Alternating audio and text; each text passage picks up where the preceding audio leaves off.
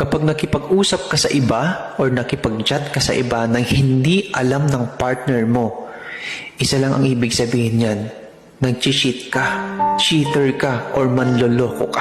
Tapos kapag dinilit nyo yung usapan nyo or yung conversation nyo, dahil ang rason mo ay baka magalit siya pag nalaman siya, or baka para hindi na siya magalit, yan ay malaking kalokohan.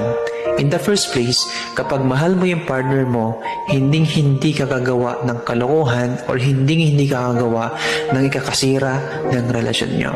Kapag nakipag-usap ka sa iba nang hindi niya alam, ibig sabihin, meron ka pang plano or interest na magkagusto at makipag-usap sa iba. Meron kang option na kapag nag-away man kayo or nag-break kayo, siya yung kakausapin mo.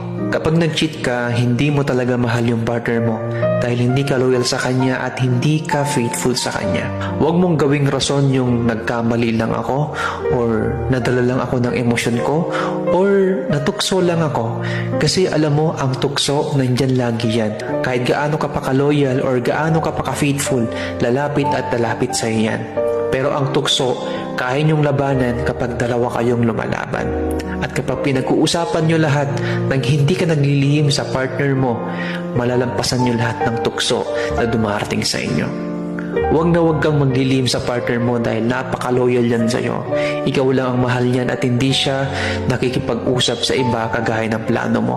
Kung gusto niyong umabot hanggang dulo, huwag na huwag niyong hahayaan na masira lang ang relasyon niyo dahil sa napakasimpleng cheating or yung panloloko.